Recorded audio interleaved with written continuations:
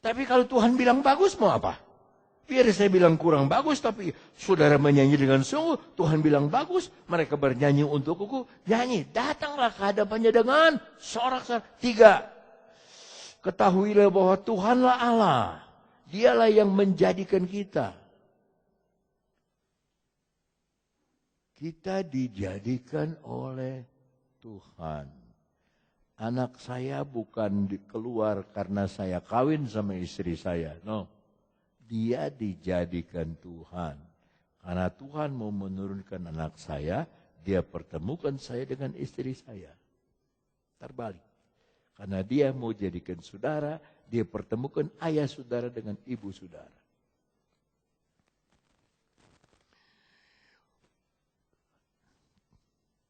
Sekarang ku milik Yesus, Yesus pun milikku. Bukan untuk sementara, tapi buat selamanya. Kita yang kedua disebut umatnya. Yang ketiga, dan kawanan domba gembalaannya. Ayat 4. Masuklah melalui pintu gerbangnya dengan nyanyian syukur. Saudara begitu masuk di gereja, udah terima kasih Tuhan. Hati saudara-saudara. Saya sampai di gereja, tidak ada apa-apa. Puji Tuhan. Naik duduk. Tempat kita udah didudukin. Enggak apa-apa Tuhan. Saya punya tempat duduk yang lain. Ya. Pernah ada satu ibu bilang, ini tempat saya duduk. Geser. Geser. Ini tempat saya duduk. Disinilah saya dipenuhkan Roh Kudus di kursi ini. Bekas air mata masih kelihatan. Coba periksa kursi ini. Masih ada bekas air mata saya. Kalau dulu di Tanah Abang 2, saudaraku, orang nggak ada. Tapi kursi sudah penuh. Ada yang taruh Alkitab, ada yang taruh payung, ada yang taruh sapu tangan. Saya bilang, ini siapa yang duduk? Nanti sebentar lagi dia datang, Om, ini saya disuruh beset dulu tempat duduk. Memangnya, ya, siapa duluan? Masuk duduk, silakan duduk. Ada yang taruh sanggulnya mungkin di situ. Ya, bersyukur dan pujilah namanya. Haleluya. Nah gitu. Kalau di gereja itu saudara kita berpesta dengan Tuhan. Ada ayat 5 enggak? Sebab Tuhan itu baiknya bagaimana? Kasih setianya untuk selama-lamanya. Dan kesetiaannya tetap turun-temurun. Haleluya. Dulu saya ini orok. Sekarang udah tua. Dulu anak saya orok. Sekarang dia punya orok. Terus begitu turun-temurun. Lihat. Kesetiaannya turun-temurun. Belum tentu loh. Ibu kita kebaktian. Kita kebaktian. Anak kita kebaktian. Cucu kita kebaktian. Belum tentu. Anak sekarang mah susah. Belum tentu. Maka kembali kepada Yakobus 5 ayat 13. Kalau ada seorang yang bergembira, baiklah ia menyanyi. Saya paling senang kalau dengar orang nyanyi sembari bersiul itu. Dia enggak ada susahnya. Dia bersiul terus. Saya aja enggak bisa ngikutin dia. Susah, nggak bisa. Susah, nggak bisa. Kalau dia bisa, beri main gitar loh. Beri nyanyi, main gitar. Cuman sekarang kenapa dia nggak nyanyi ya?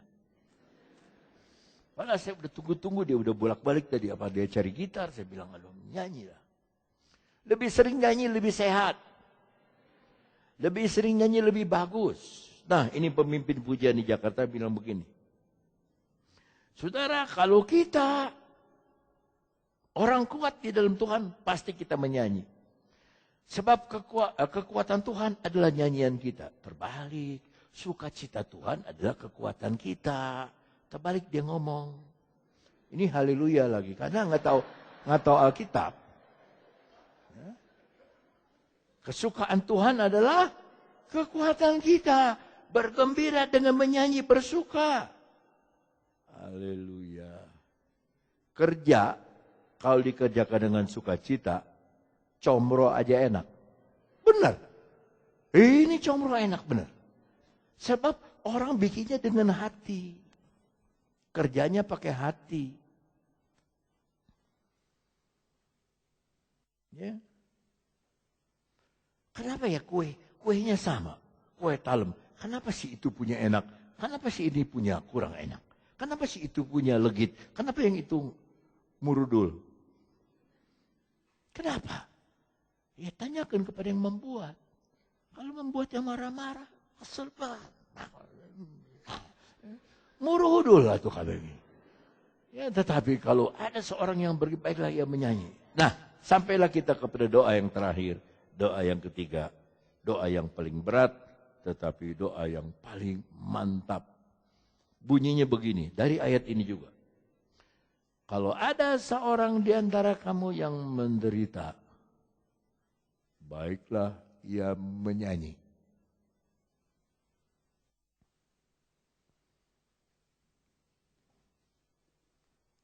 Kira-kira Om lagi menderita menyanyi,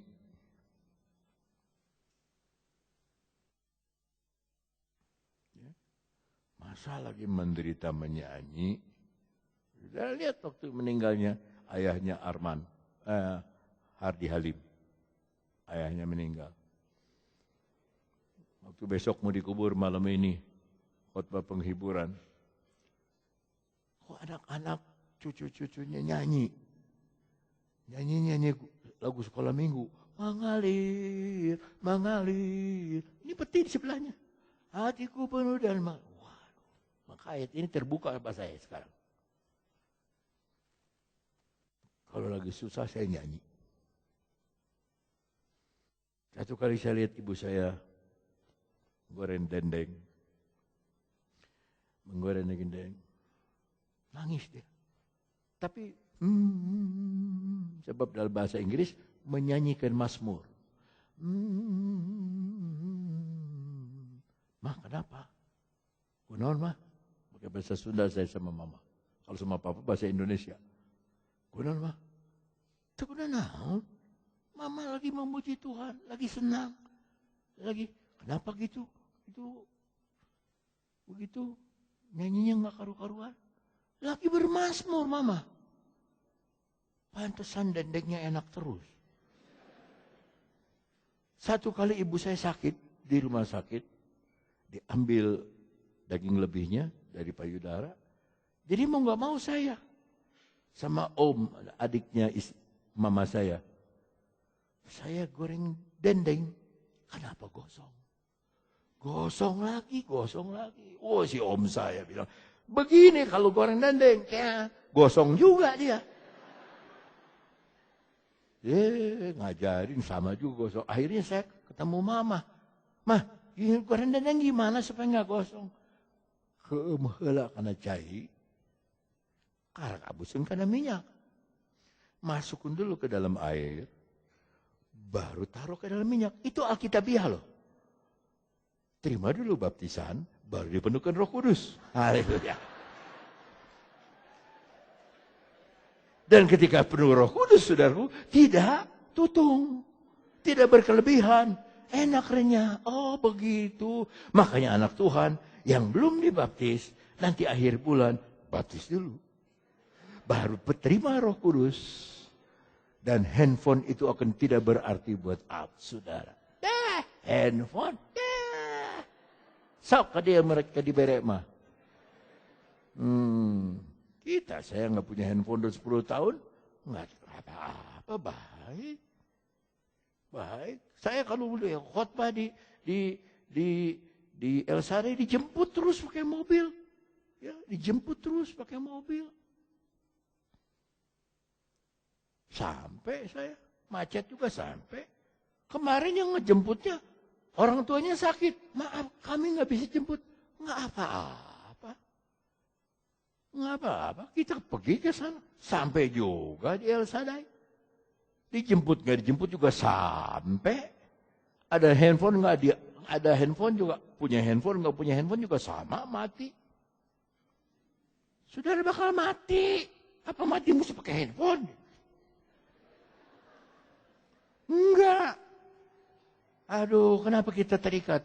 Kalau ada yang susah, biarlah dia bernyanyi. Ini dilakukan oleh Daud dalam Mazmur 3.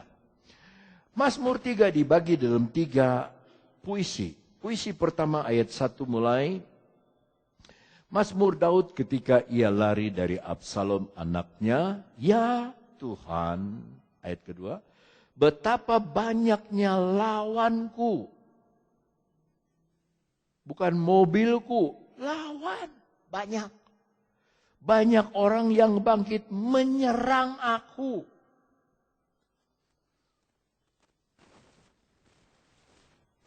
Ini ilmunya Tuhan. Lebih banyak orang menyerang, saudara lebih menang. Lebih banyak orang memfitnah saudara, saudara lebih kuat. Ahok difitnah, Ahok lebih banyak anak buah. Ada teman Ahok, ada balad Ahok, ada ini Ahok, ada ini kok Ahok, ada semua Ahok, semua. Tambah difitnah, tambah naik dia. Tambah difitnah, tambah naik. 2. Banyak orang yang berkata tentang aku, baginya tidak ada pertolongan daripada Allah. Selah. Artinya diam sebentar dan renungkan.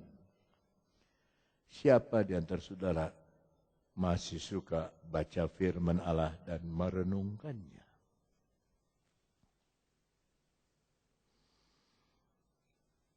Ini puisi pertama, percobaan. Lawanku begitu banyak. Kenapa? Karena anak sendiri mau bunuh dia. Coba kembali kepada ayat 1. Balik kepada ayat 1. Mazmur Daud ketika ia lari dari Absalom anaknya. Kesukaran lebih berat dari apa? Kalau anak kita yang kurang ajar kepada kita. Kalau anak kita yang melawan kepada kita. Kalau anak kita ini Absalom mau bunuh bapaknya. Sebab dia pengen jadi raja.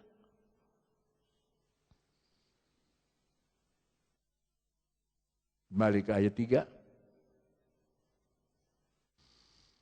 Ayat 3. Banyak orang yang berkata tentang aku baginya tidak ada pertolongan daripada Allah. Jadi orang-orang yang nonton, orang-orang bilang, ya nggak ada lah. Kacelep dia. Hancur dia. Nggak ada jalan keluar. Dia sudah terpojok. Ya. Dia sudah terpojok. Nggak bisa kemana-mana lagi. Udah nggak bisa kemana-mana lagi. Kalau Tom and Jerry, si Jerry sudah terpojok. Si Tom udah megang pentungan di depan pintu. Mau kemana lu? Keluar, peletak. Udah terpojok ya. Selah, bayangkan itu. Seorang raja lari ke gunung, dikejar-kejar sama anaknya. Yang setia sama raja itu cuma beberapa orang. Semua rakyat sudah diambil hatinya sama Absalom. Absalom ingin gantikan Daud. Daud masih hidup, udah pengen dibunuh cepat-cepat mati. Berikut. Ini puisi yang kedua. Tetapi engkau Tuhan adalah perisai yang melindungi aku. Tuh, nggak ada amin, nggak ada haleluya. Tetapi engkau Tuhan adalah perisai yang melindungi aku. Jangan bersandar kepada jenderal. Jangan bersandar kepada kenalan orang pintar. Jangan bersandar sama dukun. Jangan bersandar sama orang berpangkat. Lihat raja aja nggak sandar sama sahabatnya. Dia bilang engkau Tuhan. Ketika saudara susah. Hanya engkau Tuhan. Berdoa kita. Bersyukur kita. Ketika kita menghadapi percobaan. Hanya engkau Tuhan. Yang menjadi perisaiku. yang melindungi aku, Engkaulah kemuliaanku, dan yang mengangkat kepalaku. Zaman dulu kalau orang berduka cita, tidak biasa jalan begini tegap. Dia harus jalan tunduk. Ke pasar tunduk, kemanapun dia jalan tunduk. Apalagi baru 7 hari meninggal suami, meninggal istri, meninggal anak, dia tunduk. Artinya dia sedang berduka. Kalau saudara mau turut berduka, saudara nggak usah ngomong. Hei Simeon, aku turut berduka cita. Enggak usah. Laki-laki dengan laki-laki, kita ketemu dia lihat kita angkat lagunya. Cukup itu. Itu artinya saya turut berduka cita. Saya berbela sungkawa. Lihat sekarang yang mengangkat kepala kita siapa? Tuhan. Engkaulah kemuliaanku. Dia yang mengangkat kepalaku. Dia turut merasakan apa yang saudara sedang alami. Lompat dari sini dulu, lompat dulu. Ibrani 4 ayat 16. Sebab itu marilah kita lihat ke depan. Dengan apa? Menghampiri tahta kasih karunia supaya kita menerima rahmat dan menemukan kasih karunia untuk mendapat pertolongan kita pada ayat 14. Kita baca dulu. Ayat 14-nya. Karena kita sekarang mempunyai imam besar agung, yaitu Yesus, yang telah melintasi semua langit, yaitu Yesus, anak Allah. Baiklah kita teguh berpegang pada pengakuan iman kita.